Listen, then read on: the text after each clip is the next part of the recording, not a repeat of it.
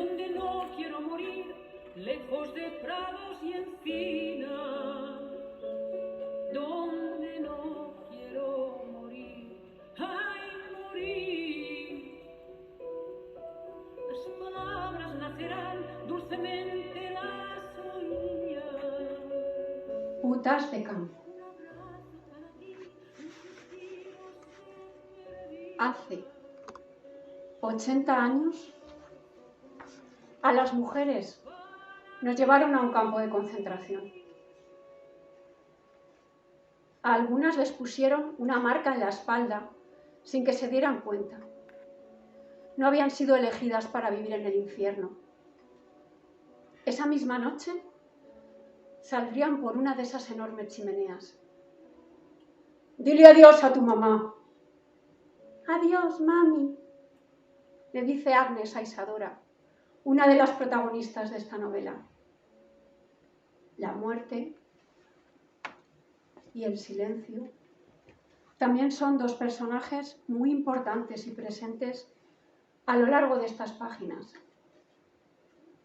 El silencio que la historia ha sembrado en Ravensbrück, que significa puente de los cuervos, por donde ha pasado de puntillas, sin apenas pararse, sin mirar hacia la barbarie y la falta de humanidad con las que tuvieron la desgracia de acabar allí, con las que acabaron convertidas en putas, con las que sufrieron en sus cuerpos y las de sus bebés todo tipo de experimentos, con las que murieron sin saber qué había sido de sus hijas e hijos, con las que fueron torturadas hasta la muerte. Se ha hablado mucho de lo que hicieron los nazis con los hombres deportados, de su exterminio, de su plan de pacificación, pero no de lo que solo vivieron ellas. Ravensbrück es un episodio olvidado.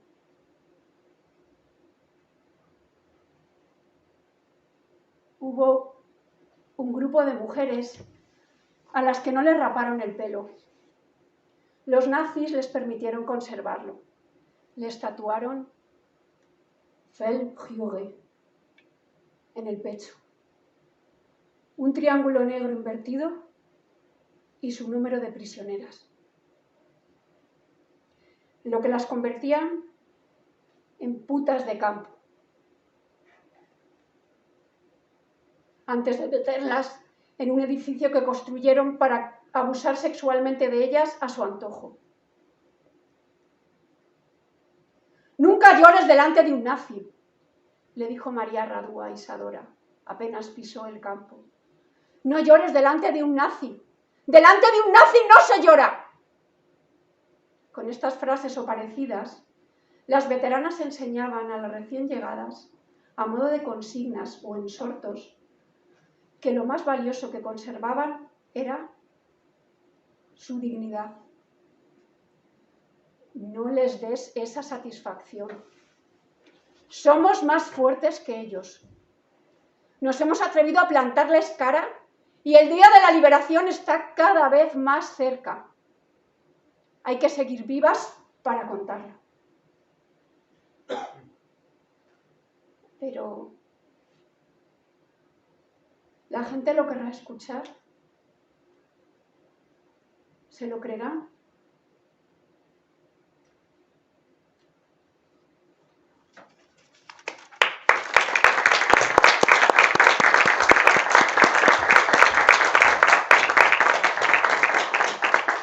Acabamos de escuchar la canción Morir en Ravensbrück en la voz de Marina Rosell con letra de Montserrat Roig. También hemos escuchado un fragmento de Putas de campo, el libro que presentamos hoy, leído por Esther Sáez Mancebo.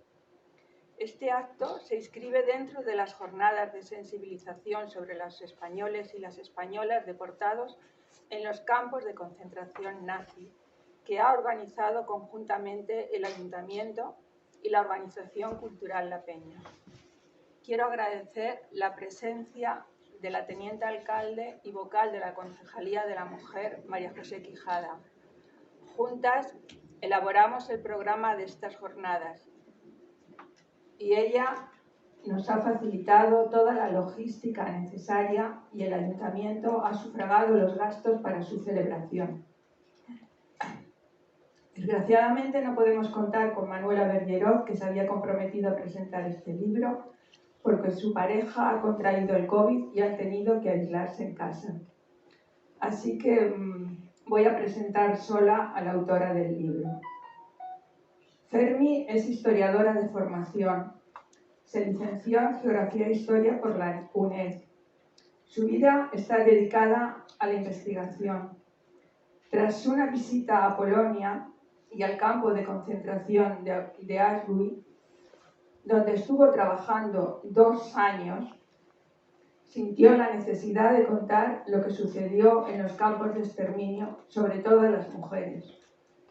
Y es en 2014 cuando empieza a indagar y a centrarse en Ravensbrück, situado a 90 kilómetros de Berlín, un campo para las mujeres de los más duros y siniestros. Pero antes, déjame que te pregunte por un vídeo que he visto en YouTube, muy jovencita, que eras portavoz del Frente Local Antimina de Tierras Raras de Torrenueva de Ciudad Real. Yo no me imagino que en un pueblo castellano manchego se te ocurriera hacer un frente de lo que sea, vamos. O sea, que antes de ser historiadora eras ecologista y activista. Sigo siendo ecologista y activista, historiadora. ¿Y no te corrieron a gorrazos en tu pueblo? Un poco. A ver, yo vivo entre Ciudad Real, mi pueblo, Torrenueva, y Madrid. Ahora ya me voy a quedar en Torrenueva, pero por circunstancias yo estaba allí y nos enteramos por el diario El País que nos iban a abrir una mina a cielo abierto de tierras raras. Y nos enteramos porque hubo una noticia que decía que La Mancha tenía las tierras que dominaban al mundo.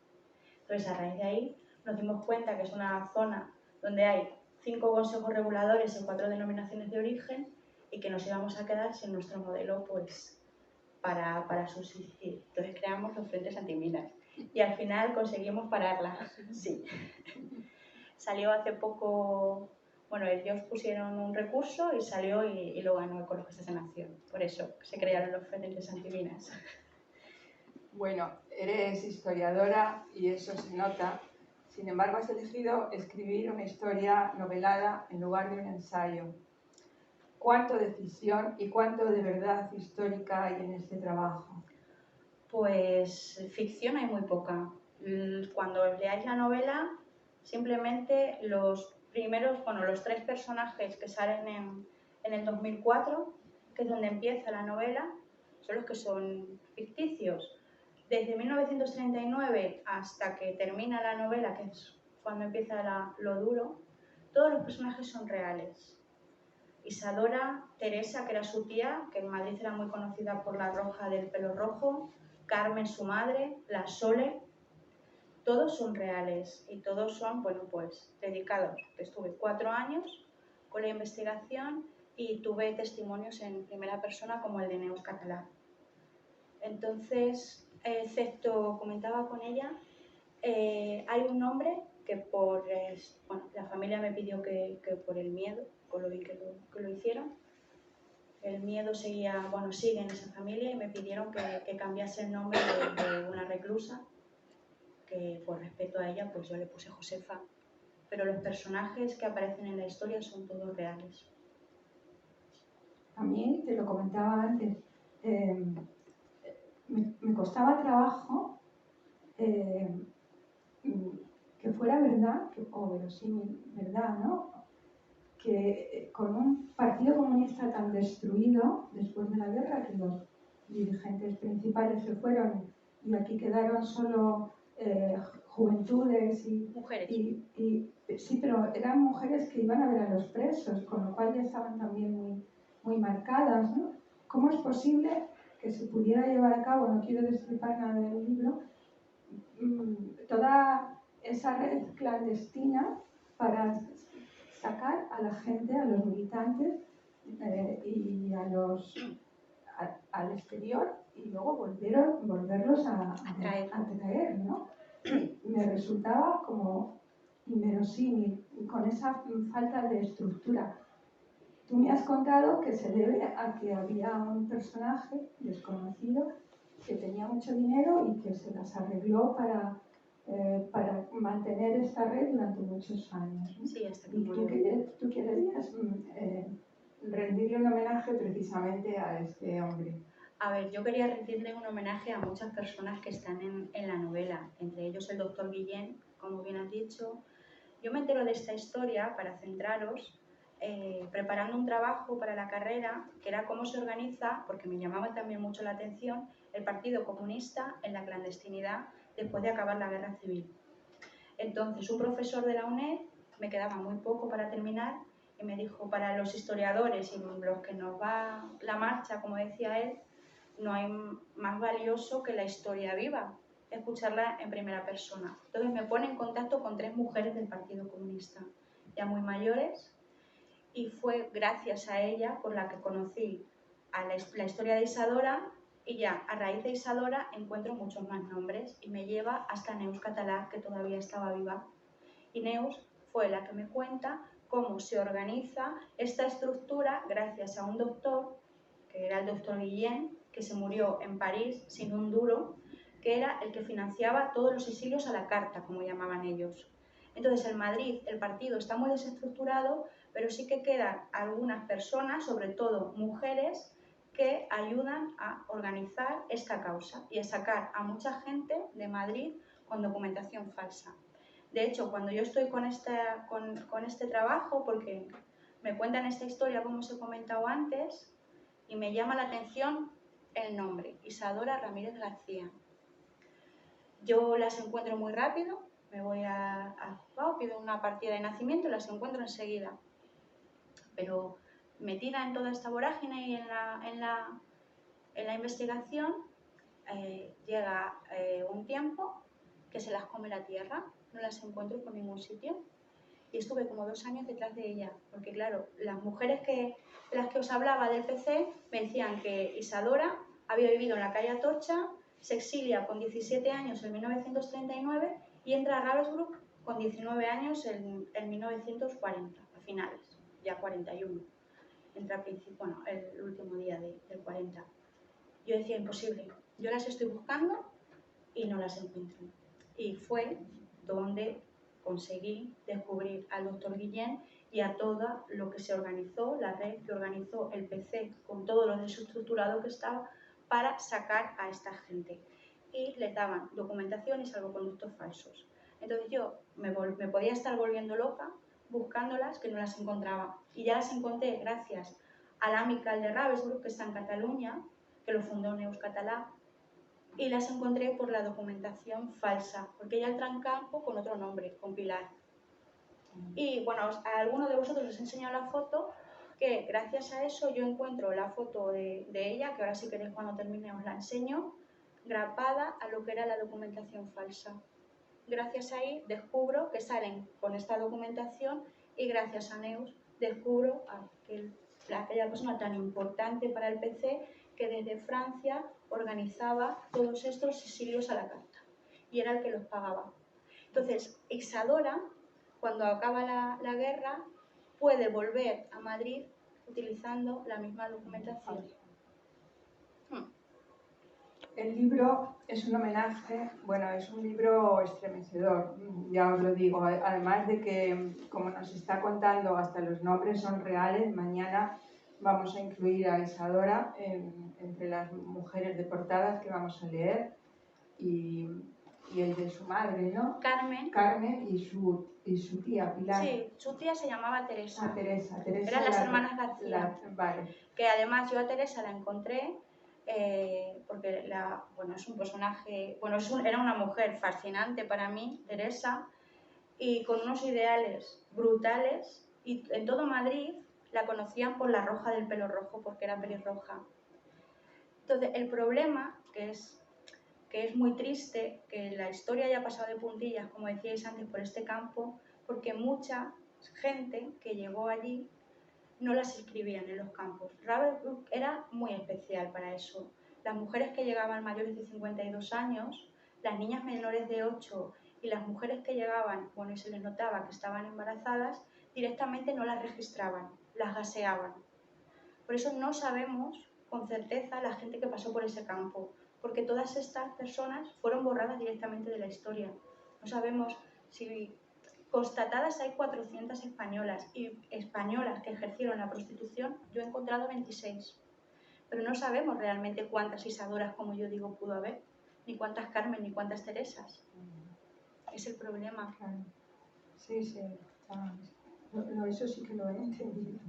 Lo que no sabía era que los personajes, los nombres de los personajes Sí, eran reales. eran reales. La Sole, bueno, si conocéis Madrid, la pensión de la Sole es, si conocéis la plaza de Antón Martín, pues la casa y la famosa pensión de la Sole, hasta hace muy poco, es donde está el Museo del Jamón. Pues arriba, esa era la famosa pensión de la Sole. Y la casa de Isadora está justo al lado de la iglesia de Santa Cruz, en la calle Atocha. Hay un personaje que lo dices también con su nombre y apellido, que es Vicente López Tobar. Algunos de los que estamos aquí le conocimos personalmente y es tal como tú lo describes. Personaje fascinante, era un viejete, ya era un poco viejo verde, pero para los jóvenes de entonces, ¿no? Pero era un hombre que había vivido mucho, que se la había jugado, que fue uno de los que dirigió el Valle de Arán, la invasión del Valle de Arán, y que tuvo la suficiente cabeza para salir pitando de allí cuando vio que la gente no respondía, que el país estaba muerto y que no iban a seguirles en la aventura. Y me ha hecho mucha gracia porque lo describes tal cual, lo he reconocido enseguida y me ha sorprendido que conservara su nombre. Así que, pues nada, que no sé qué más decir. Pues, a ver, yo quería a Vicente en la novela sí o sí. Me parece un personaje fascinante. Tenía documentación de él, cartas que le he enseñado a alguien por aquí, bueno, por allí, de Vicente. Y me gustaba porque en 1996 seguía mandando cartas a guerrilleros como Jesús del Cos y Manolo y ponía el sello de los antiguos combatientes republicanos. Entonces yo quería a Vicente en la novela sí o sí. Por eso ahora te comento por qué la novelé y por qué no hice un ensayo. Y bueno, pues gracias a la Amical y gracias a Neus, pues supe que Vicente había coincidido con Isadora, pero no sé el tiempo realmente que estuvieron, y sí que estuvieron colaborando, y Vicente fue muy importante en la vida de estas mujeres. Entonces ya lo tenía, yo lo tenía clarísimo. Cuando decidí escribir una novela, pues tenía clarísimo los personajes, que se conociesen o no, que yo quería rendirles un homenaje, y es un libro lleno de nombres y lleno de homenajes, y entre ellos estaba Vicente. Yo quería a Vicente y a Daniel Casanova sí o sí. Entonces, para mí Vicente era maravilloso. Bueno, no lo conocí, no tuve la suerte que vosotros o que alguno de vosotros, pero me parece un personaje fascinante, que se exiliase 2 veces, que se la jugase tanto como se la jugó y que luego subía y bajaba constantemente. Entonces me parece alguien fascinante y además es eso, el reconocimiento. Tenía una facilidad de palabra que te envolvía, a veces no sabías si era verdad todo lo que te contaba, ¿no? Pero bueno, era una persona que llenaba, que nunca tenía ganas de irse a su casa y que siempre quería otra copa más para seguir. Me ha gustado mucho. Yo, además, en Santander, Marisol, que a mí me lo dijo porque era amigo de su marido y me dijo que le gustaba mucho, que bueno, pues que Vicente es uno de tantos y tantos que la historia no ha reconocido. En el libro queda muy bien reflejada la fraternidad y el apoyo mutuo entre las prisioneras para sobrevivir en el campo de concentración. Pero también demuestras que es un sitio perfecto para desarrollar todo tipo de patologías psíquicas. El paraíso de los psicópatas. Asner, María Mandel, La Bestia. ¿Existieron con estos nombres o son ficticios? Son reales. María Mandel empieza en Auschwitz, era como la jefa, Yo siempre digo que Auschwitz no solo fue un campo de trabajo y exterminio, también fue un campo de adoctrinar guardianas. Entonces ellas siempre tenían que competir con los guardianes para ver quién hacía la bestialidad y la atrocidad mayor. María Mandel fue la jefa de este campo y la que adoctrinaba a muchas niñas. Agnes entró en el campo como guardiana con 16 años. Entonces tenían que superar en atrocidades a los guardianes para conseguir, bueno, pues escalar y tener mejores puestos. María Mandel acaba en Auschwitz y Agnes se quedó en Ravensbrück. Agnes con 16 años le encantaba arrancar la piel a las prostitutas y hacer lámparas para regalárselas a sus superiores. Le encantaba violar a las mujeres con barras de hierro y les encantaba azotarlas con el látigo. Y era, pues eso, el adoctrinamiento. Y lo más curioso que me comentaban, quise meter a Agnes en la novela, aparte de muchas más guardianas, porque se veía muy claro el adoctrinamiento y lo peligroso que es que te empiecen a meter ideas tan jodidas, perdonad la palabra, en la cabeza, que ella llegaba a decir que mataba y pegaba por amor a su Führer. Entonces también era como un guiño y hacer, yo la considero también como una víctima, no desde el punto de vista de las prisioneras, sino desde el punto de vista del adoctrinamiento y de que si coges a una persona, había los colegios, todo lo que inculcaban, pues si tú coges a una persona muy joven y le empiezas a inculcar los valores de odio hacia el resto de que no sean como tú, pues terminan convirtiéndose en monstruos como Agnes. Entonces me pareció que también eran víctimas. Hay mucha gente que me pregunta, ostras, ¿y por qué las ves desde ese punto de vista? Digo, yo creo que la novela tiene muchas capas y que hay que leerla muy despacio. Yo quiero meter muchas cosas por debajo, por así decirlas, para que lleguen a estas conclusiones. Está llena de homenajes, pero yo creo que Agnes, pues eso, es una víctima y si nos damos cuenta, pues hay gente que te cuenta cosas muy peligrosas que pueden llegar a adoctrinar.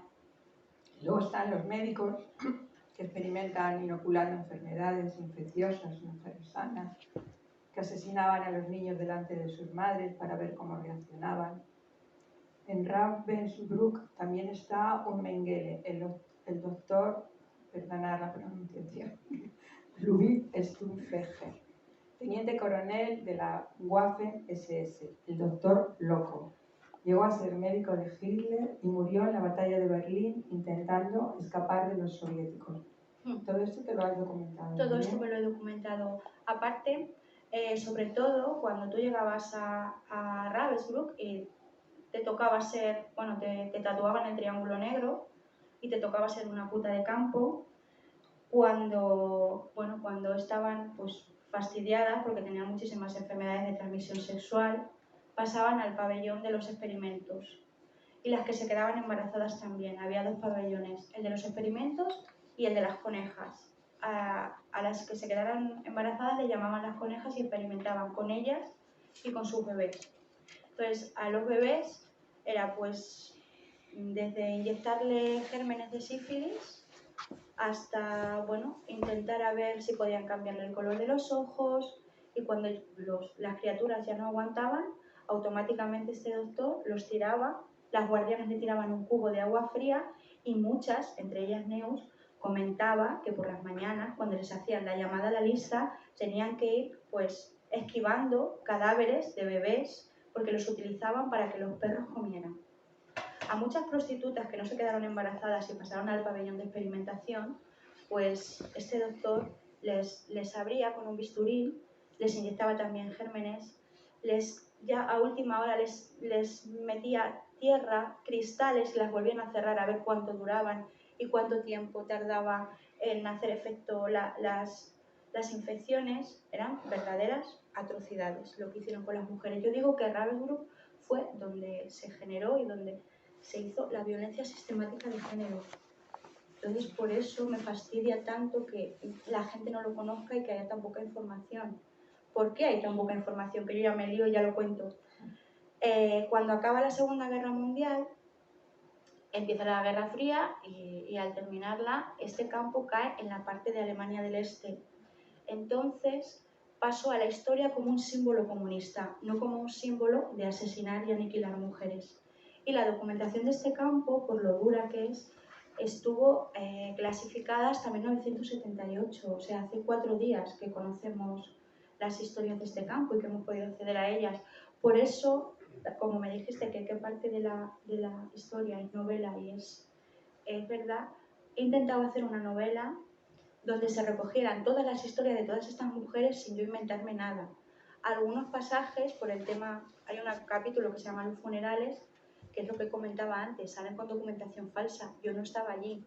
Entonces, pues sí que esas partes son más noveladas, como que van a su propio funeral, se pone su mortaja, pero es por eso, es porque hay muy poca documentación y la poca que queda se desclasificó en 1978 y los nazis tuvieron, bueno, la desdicha, no, nosotros, no ellos, de destruir muchísima. Fue uno de los últimos campos, se libera el 30 de abril, entonces ellos cuando se libera Auschwitz empiezan a destruir información. Y hay muchas fichas de muchas reclusas que no sabemos. Claro, eso lo he entendido. El problema de las mujeres y de los hombres en general es que cuando eran detenidos ellos se inscribían incluso con nombres falsos. O como habían sido detenidos en la Resistencia, sus apellidos estaban afrancesados. Claro, los que sobrevivieron luego pudieron dirigirse ante el gobierno francés para reclamar su lucha en la Resistencia, porque fueron muy bien reconocidos en Francia, ¿no? Pero claro, las que entraban directamente a la cámara de gas, de ahí no sabemos nada. No sabemos nada. No hay registro. Por eso te digo que el puede problema, haber más de 400, muchísimas más. Claro. Es lo que el AMICAL pelea en Cataluña, es lo que dice, es que nosotros sabemos que hubo 150.000 mujeres y 400 españolas, pero probablemente hubo muchas más. Yo, por ejemplo, no voy a destripar la novela, pero Carmen, la madre de Isadora, yo tuve que decidir lo que pasa con ella porque no la encontré. No encontré su registro en el campo. A Teresa sí, y a Isadora también, pero a Carmen no. Entonces, por eso es la decisión de novelarlo. En el libro, yo ya después de escucharte lo tengo más claro, es un homenaje a las mujeres deportadas, pero también a los defensores de la República y a los perseguidos por la dictadura. Modesto, la maestra a la que fusilaron por pertenecer al sindicato de enseñanza. En este sentido, te has centrado mucho en personajes secundarios que adquieren un protagonismo colectivo, coral. ¿Era este tu propósito? Sí, totalmente. Es como te decía antes con Vicente, lo tenía clarísimo. No solo quería hablar de la historia de Isadora y de la prostitución en los campos, quería denunciar muchas cosas y poner muchos nombres a la gente que no tuvieron la oportunidad de que se conocieran sus historias. ¿Cuántos maestros no fusilaron por pertenecer al sindicato de la enseñanza? ¿Cuánta gente fusilaron porque la Nueva España no los quería? Entonces, sí, está hecho completamente para reivindicar. Yo digo que es un libro combativo y combatiente. Y además es un libro muy emotivo porque se lee muy bien. Seguramente un ensayo pues lo leen los 4 de siempre, ¿no? Yo creo que es una historia de amor también. Sí. Es el amor, ya no solo la familia, que también hay un homenaje, que lo leyó, pues una patrona de la Fundación Federico García Lorca, y me contó que ella veía algunas partes de la novela muy lorquianas. Digo, a ver, yo soy una amante de la generación del 27, una amante de Lorca, y también quería pues hacerle un guiño a Lorca y a lo que pasó, que es pues eso, está en una fosa común que no sabemos dónde está, bueno, sí lo sabemos. Y también era un guiño a tanta gente que está esperando en las cunetas. Piensa que lo que es, hay un capítulo que yo discutía mucho con mi editora, porque me decía, lo de la sangre está mal. Yo decía, sé que está mal, mi familia, la de la sangre, pero es un homenaje a Lorca por Bodas de Sangre, el valor que tiene, la fuerza. Y hay también un capítulo cuando Josefa describe lo que pasa con su cuñado, esta mujer de la fundación, me decía, dice, es que veo en esas palabras el guiño a Lorca cuando hablas que bajaba del monte oliendo a tomillo y a romero, se lo veo. Entonces por eso hay muchos guiños a mucha gente que no aparece directamente, pero que yo he querido plasmar. En un momento del libro, Isadora, la protagonista, se queja. Hemos perdido 3 guerras, la de España, la de Europa, porque no pudimos regresar a nuestra patria, y la del olvido. ¿Tú como historiadora sientes que es así? Sí, totalmente. Totalmente. Yo siempre digo que estas historias, gracias a la gente que nos dedicamos a esto o que nos interesa la memoria, es por la que las conocemos. Porque en el cole ni en los institutos nadie nos va a hablar de gente como Santiago, como Isadora, como Vicente. Pasa de puntillas. Entonces creo que sí que era necesario hacer un homenaje a tantos nombres en la historia, que si no es por trabajos como el mío, como el de tanta gente que se dedica a la investigación, no podríamos conocerlos.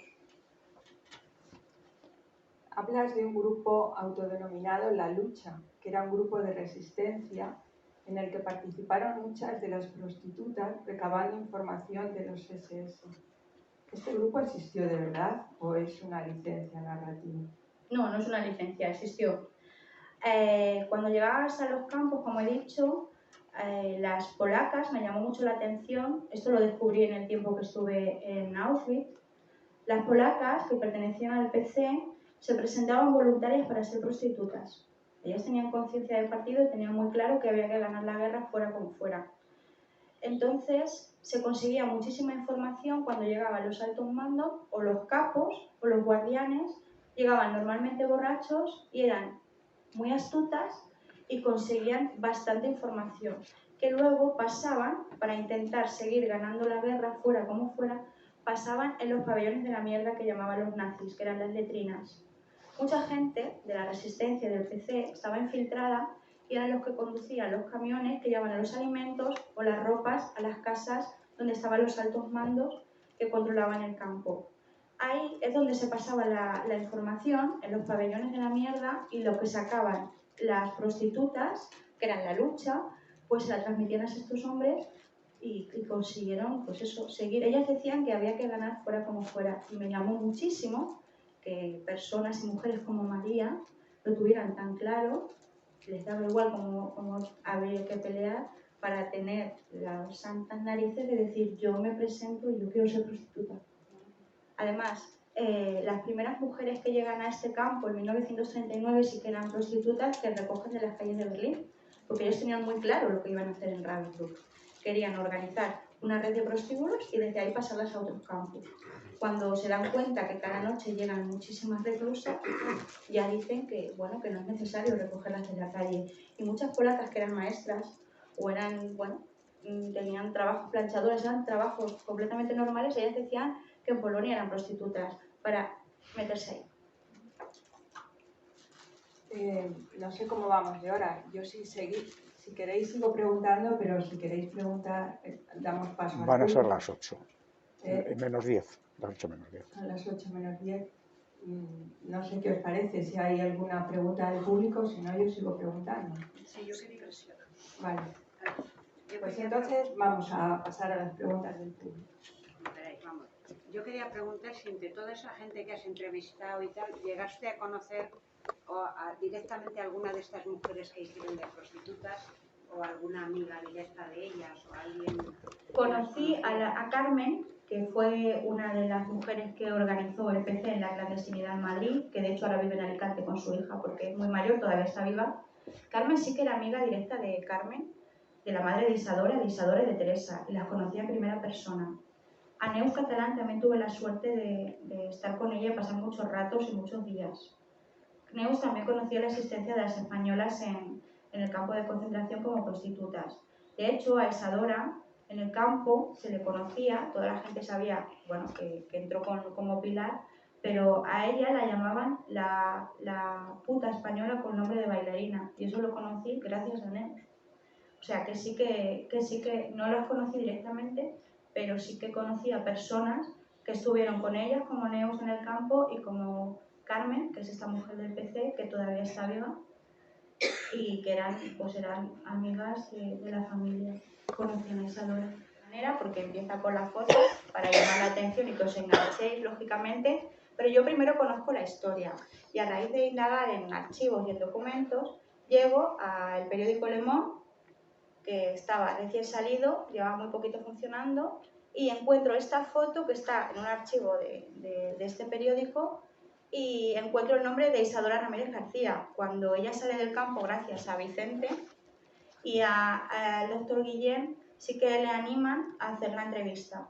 Entonces la firma porque ella tenía muy claro que había que contarle al mundo lo que estaban haciendo con las mujeres. Entonces esa foto la utilizamos para la portada porque está libre de derechos y no se nos podía caer el pelo, pero sí es real. Quiero preguntar una cosa. Estas mujeres cuando salen del campo y se incorporan a su vida, entre comillas, normal, mentalmente, ¿cómo les afecta? Pues imagínate, a ver, yo a las prostitutas no conseguí, como os he dicho antes, hablar en primera persona con ellas, pero por ejemplo a mí Neus me decía que a ella no le vino la regla hasta 1958. Imagínate cómo puedes llegar a tener la cabeza. Lo que sí me comentaban algunas con las que pude hablar, que no estuvieron en Ravensbrück, pero sí en Auschwitz, gracias a mi trabajo, sí que tenían la obsesión, que eso me permití yo la licencia, pues el tiempo que estuve en Auschwitz, y me lo comentaban, que también en Auschwitz hubo su propio prostíbulo y tuvieron su propio prostíbulo, que ellas estaban obsesionadas con que si no se les había borrado la mirada de puta. Y todas coincidían en lo mismo. Pues imagínate el daño y el dolor bueno, cómo pudieron estar. De hecho, Isadora no rehizo su vida. Ella vuelve a Madrid y, bueno, pues intenta seguir peleando. ¿Sabes de alguien que pudo tener una familia normal, casarse? Sí, Neus tuvo una familia normal. De hecho, yo a la hija de Neus la conozco. Elisa García fue otra de las gandulas, que ahora si queréis os cuento en qué consiste el comando de las gandulas, que también está en la novela. Elisa Garrido llega al campo de concentración y llega embarazada, pero no se le notaba. Tiene la suerte de que no la gasean y bueno, cuando se dan cuenta que está embarazada, la llevan al pabellón de experimentación, la abren, la vacían y le sacan a su bebé. Y la dejan abierta. Gracias a Vicenta, que es un personaje real de la novela, que era enfermera, salva su vida. Y a raíz de ahí, ella entra en el comando de las gandulas, que esto, bueno, cuando me lo cuentan, yo me quedé alucinada, sí que había oído hablar algo de las gandulas, pero no sabía cómo era. Y a lo que voy, que para contestarte que me lío. Elisa cuando sale, vuelve a rehacer su vida, se muere en París, pero tuvo hijos, tiene nietos, y de hecho una de las personas que ahora forman parte de la Amical es un familiar directo suyo. O si queréis os cuento lo de las gandulas, ya que me he enganchado con Elisa. Cuando llegan a Ravensbrück, un grupo, bueno, había bastantes españolas como hemos dicho antes, pues un grupo de españolas deciden pues seguir haciendo la guerra porque había que ganarla, igual que las prostitutas tenían una mini resistencia que se llamaba la lucha, ellas tienen una resistencia que los nazis la bautizan como el comando de las gandulas. Muchas de ellas trabajaban en la fábrica de armamento que tenía este campo y 11 españolas, entre ellas Elisa, Neus, Mercedes, Teresa, la roja del pelo rojo, empiezan a trabajar en la fábrica y deciden, bueno, pues boicotear todas las balas que ellas fabricaban. Después de muchos intentos, descubren, gracias a los enlaces que tienen por los pabellones de la mierda, como he dicho antes, descubren que cogiendo moscas, machacándolas, metiéndolas en el percutor, la pólvora se iba mojando y las balas que disparaban no conseguían matar a nadie. Entonces los nazis las bautizan por el comando de las gandulas porque antes de descubrir esto, ellas empezaron a ralentizar el trabajo para que fueran más lentas y sacaran menos munición. Y Elisa, después de pasar todo lo que pasó, ella sola voló un barracón lleno de obuses y no la pillaron. Por eso de ahí viene la historia de las gandulas, que también es un homenaje no solo a las prostitutas y a las mujeres que fueron obligadas a ejercer la prostitución, sino es un guiño a todas las que estuvieron allí.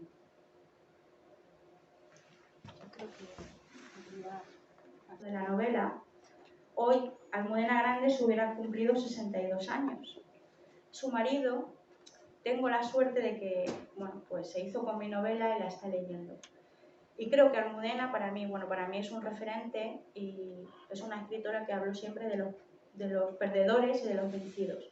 Entonces, pues mi tercera edición, que salió el 5 de mayo, pues está dedicada, en una parte siempre me dice mi editora, ¿a quién quieres hacer algo, hacer una pequeña introducción? Y yo dije, en esta sí, quiero dedicárselo a ella, porque además las dos anduvimos por los mismos barros. Ella cuando empieza a escribir Las 3 bodas de Manolita, tira de las mismas mujeres que me cuentan a mí la historia de Isadora. Entonces, por ser hoy su cumpleaños, pues me gustaría dedicarle, como os he dicho, la tercera edición y un fragmento que os va a leer Esther. Nieta, hermana y sobrina de republicanos. Y estoy hecha de pedazos de los míos. Mis oídos oyen lo que los tuyos no pueden. Mis ojos distinguen cosas pequeñas que para el resto no son visibles. Estos sentidos son el fruto de una vida de dolor y deseo. Deseo de ser rescatada. Y en parte, tú vas a ser quien me rescate. No puedes imaginar lo que se desarrollan los sentidos cuando vives en el infierno y respiras el olor a muerte constantemente. Ahora, el olor de la muerte es mucho más dulce. En los años que estuve en el infierno, la muerte olía a sangre, cenizas y humo. Necesito sentirme completa. Igual que esa falda que llevas necesita del viento para hincharse, yo necesito a los míos, a los vivos y a los muertos. Por eso, estoy hecho de cosas que no son mías. Llevo el cinturón de mi padre ciñendo una falda de mi madre y unos zapatos de mi tía Teresa. Conservo muy poco de mi familia y en parte es gracias a la familia de mi querida e incansable Sore. Esta soy yo.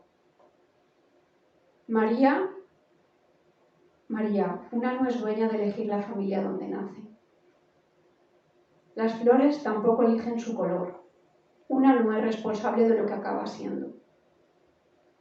Cuando conseguí entender eso, después de muchos años y mucho sufrimiento, conseguí ser libre y admitir lo que me tocó ser, una puta de campo.